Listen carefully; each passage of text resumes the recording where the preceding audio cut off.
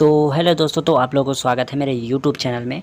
मैं क्या बोलते हैं, ये जो सीरीज़ चल रहा है हॉस्टल वार्डन जो प्रीवियस ईयर क्वेश्चन को जो सोल्व कर रहा हूँ, मैं ऑलरेडी 2 वीडियो पहले ही डाल चुका हूँ। पहला वीडियो 2014 को सोल्व कर चुका हूँ जो क्वेश्चन पेपर उसको, और फिर सेकेंड मैं 2016 का भी जो क्वेश्चन पेपर उसको भी सॉल्व कर चुका हूँ। यदि आप लोगों ने उस वीडियो को नहीं देखा है तो मैं आप लोगों को डिस्क्रिप्शन में वो वीडियो का लिंक दे दूँगा, आप वहाँ से देख सकते हैं, है ना। तो चलिए, जो 2023 का था, जो हॉस्टल सुपरिटेंडेंट या कब जो पेपर आया था उसमें भी कंप्यूटर और जनरल नॉलेज आया था, उसको भी हम लोग सॉल्व करके देख रहे थे।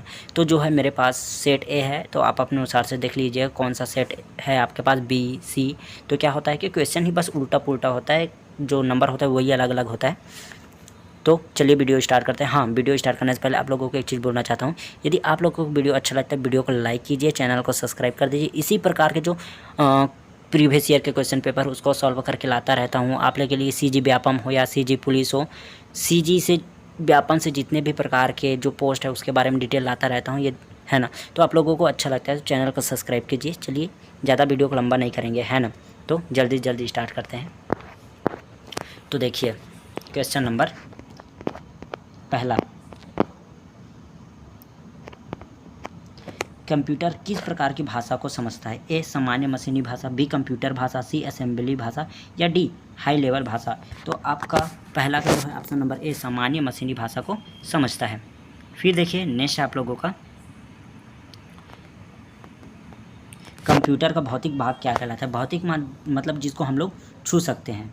तो option number A software, D hardware, C CPU या डी प्रोसेसर।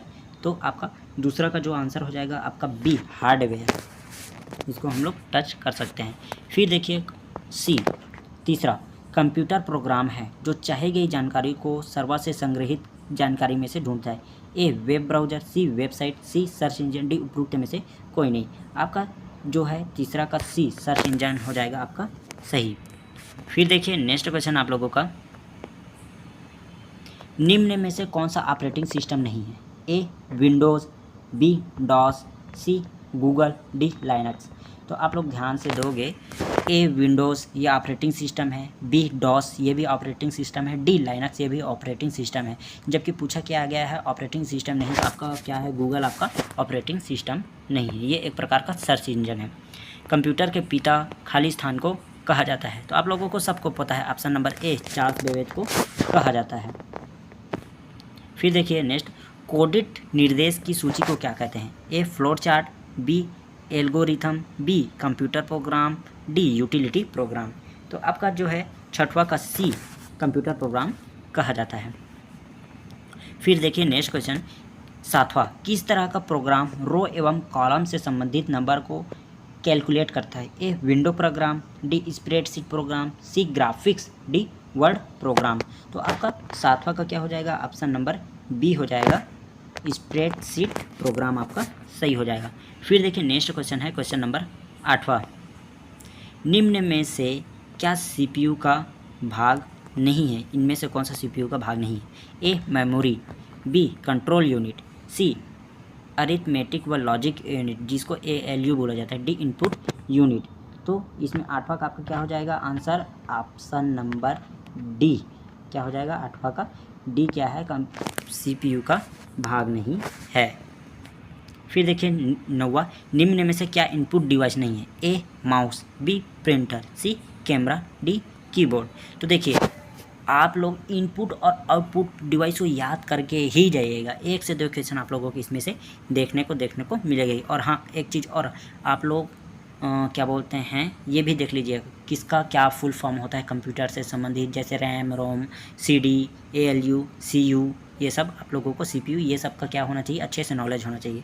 तो देखिए नौवा का जो है क्या है? इनपुट डिवाइस नहीं, तो प्रिंटर क्या है? इनपुट डिवाइस ना होकर के क्या ये आउटपुट डिवाइस है। फिर देखिए 10वां, ALU का पूरा नाम ऊपर में ही हम लोग पढ़े थे, क्या है? A analog logic unit, B arithmetic logic unit, C application logic unit, D उपरोक्त में से कोई नहीं। तो ऊपर में ही हम लोग पढ़ कर आए थे अरिथमेटिक लॉजिक यूनिट।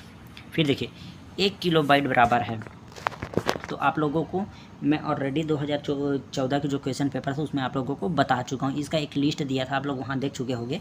तो 1 किलोबाइट बराबर क्या होता है? क्या होता है आप लोग ही बताइए मेरे को, आप लोग ही बताइए 11वां का क्या आंसर होगा, कमेंट कर दीजिएगा। तो क्या होता है, ये होता है 1024 बाइट्स होता है, ठीक। फिर देखिए नेक्स्ट है आप लोगों का, खाली स्थान मास्टर बूट रिकॉर्ड को संक्रमित करता है और वायरस को हटाना कठिन और दुष्कर कार्य होता है। ए ट्राजन, बी पॉलीमॉर्फिक, सी बूट सेक्टर वायरस या डी मल्टीपाइराइड। तो इसका जो है 12 का आपका जो आंसर हो जाएगा वो हो जाएगा option number C, boot sector virus. फिर देखिए नेक्स्ट क्वेश्चन आप लोगों का, यूजर की सहायता के लिए किसी विशिष्ट कार्य को करने के लिए बनाए गए सॉफ्टवेयर को कहा जाता है। A application software, B system software, C utility program या डी उपयुक्त सभी। तो आपका 13 का जो आंसर हो जाएगा ऑप्शन नंबर ए, एप्लीकेशन सॉफ्टवेयर आपका सही हो जाएगा।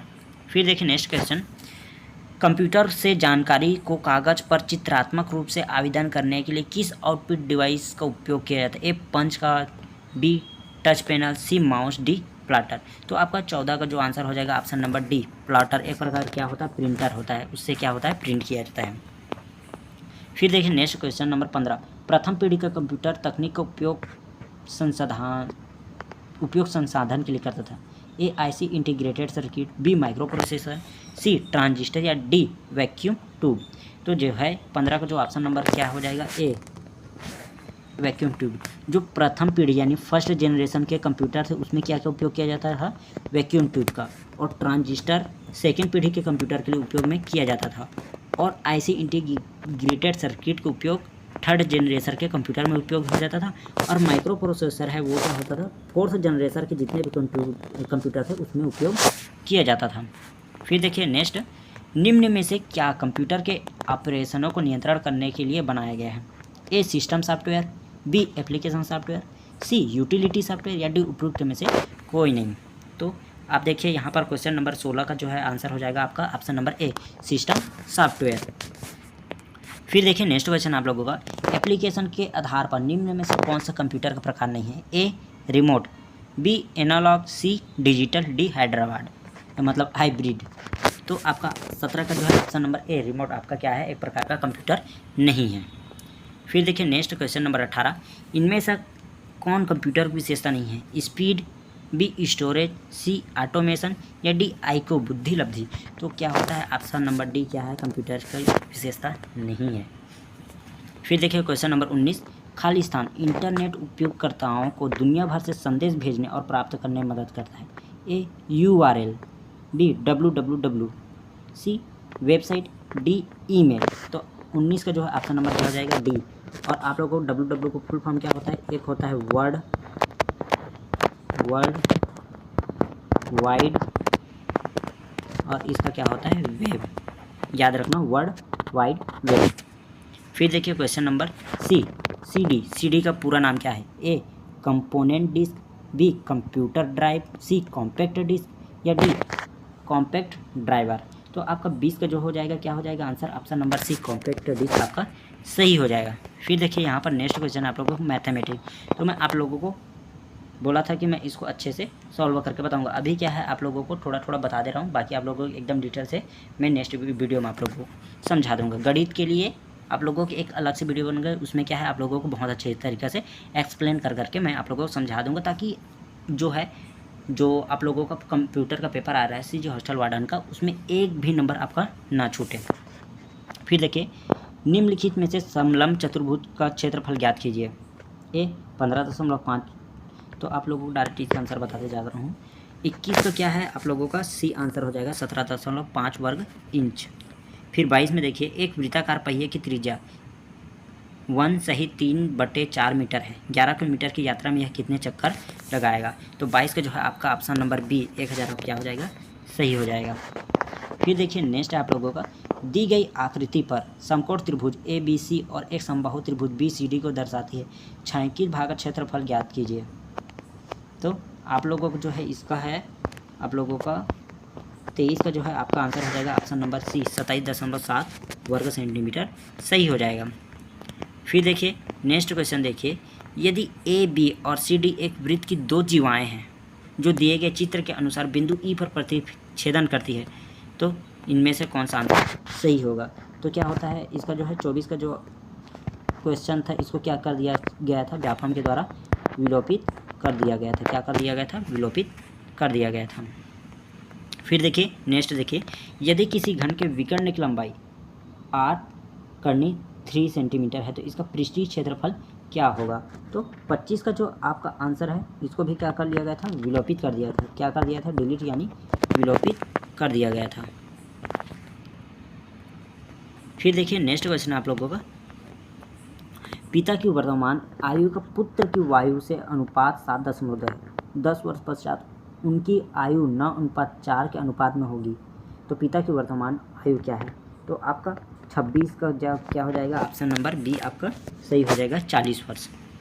फिर देखिए, एक घनाभ की लंबाई, चौड़ाई और गहराई का योग 19 सेंटीमीटर और इसका विकर्ण 5 सेंटीमीटर है तो घनाभ का पृष्ठीय क्षेत्रफल क्या होगा। तो 27 का जो है ऑप्शन नंबर बी 125 सेंटीमीटर वर्ग होगा।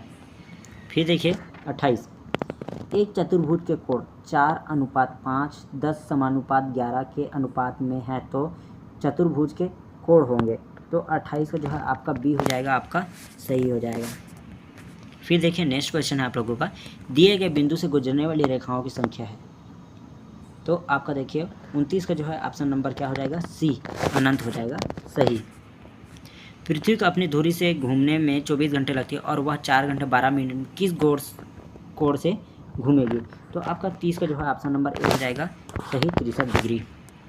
फिर देखिए क्वेश्चन नंबर 31, यदि ए बी सी डी एक समांतर चतुर्भुज है, यदि ए डी सी है और सी ए डी, यदि ए बी बराबर 10 सेंटीमीटर, ई ए बराबर 6 सेंटीमीटर और सी ए बराबर 5 सेंटीमीटर है तो ए डी का बराबर कितना होगा। तो 31 का जो है आपका आंसर हो जाएगा, वो हो जाएगा आपका ऑप्शन नंबर सी आपका सही हो जाएगा, 12 सेंटीमीटर। फिर देखिए 32वां क्वेश्चन, 20 वस्तुओं का क्रय मूल्य x वस्तुओं के विक्रय मूल्य के बराबर है, यदि लाभ 25% है तो x का मान ज्ञात कीजिए। तो आपको 32 का जो है ऑप्शन नंबर 20 हो जाएगा आपका सही। फिर देखिए 50 संख्याओं का औसत 38 है, यदि दो संख्याओं को अर्थात 45 और 55 को छोड़ दिया जाए तो शेष संख्याओं का औसत क्या होगा। ए तो आपका 33 का जो आपका आंसर हो जाएगा वो हो जाएगा आपका ऑप्शन नंबर बी 37.5। फिर देखिए 34, कार बनाने वाली एक कंपनी अपना प्रॉफिट एवं लॉस खाता तैयार कर रही है, इसमें किस हिस्से के अंतर्गत उत्पादन श्रम लागत शामिल होगा। ए बिक्री की लागत, बी वितरण की लागत, सी देय ब्याज एवं अनुरूप शुल्क या डी प्रशासनिक व्यय। तो आपका 44 का जो है ऑप्शन नंबर डी हो जाएगा, प्रशासनिक व्यय। फिर देखिए आप लोगों का नेक्स्ट है जनसांख्यिकी लभ्यांश है। तो आपका 35 का जो आपका आंसर हो जाएगा ऑप्शन नंबर ए 15 से 59 वर्ष की आयु अंतर्गत कार्यशील जनसंख्या। फिर देखिए 36 का आपका जो आंसर हो जाएगा वो हो जाएगा आपका ऑप्शन नंबर बी हो जाएगा, सही। फिर देखिए 37, दो संख्याओं का एचसीएफ और एलसीएम 24 और 167 और संख्याएं 1:7 में हैं, दो संख्याओं में बड़ी संख्या कौन सी है। तो आपका 37 का जो आपका आंसर हो जाएगा वो हो जाएगा आपका ऑप्शन नंबर ए 168 का सही हो जाएगा। फिर देखिए एक व्यक्ति के पास 16,000 रुपये है जिसका एक हिस्सा उसने 4% की दर से और बाकी को 5% वार्षिक साधारण ब्याज पर उधार दिया। यदि एक वर्ष में प्राप्त कुल ब्याज 700 रुपये था तो 4% प्रति वर्ष की दर से उधार दिया गया धन कितना था। तो 38 का आपका आंसर हो जाएगा ऑप्शन नंबर सी 6,000 रुपये।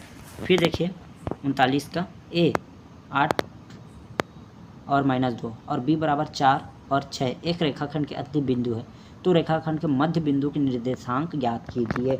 तो 39 का आपका जो हो जाएगा ऑप्शन नंबर बी 6 और 2 सही हो जाएगा। फिर देखिए 40 का जो आपका आंसर हो जाएगा ऑप्शन नंबर ए 12 सेकंड सही हो जाएगा। फिर देखिए 41 का 50 डिग्री 60 डिग्री और 70 डिग्री के कोण वाले त्रिभुजों की संख्या को बनाए जा सकते हैं, ए केवल एक, बी अनंत, सी 2, इनमें से कोई नहीं। तो 41 का जो है आपका आंसर हो जाएगा ऑप्शन नंबर ए केवल एक। फिर देखिए 42, तो 42 को दी गई आकृति पी ओ क्यू एक रेखा है तो एक्स का मान ज्ञात कीजिए। तो एक्स का हमें क्या करना है, मान ज्ञात करना है।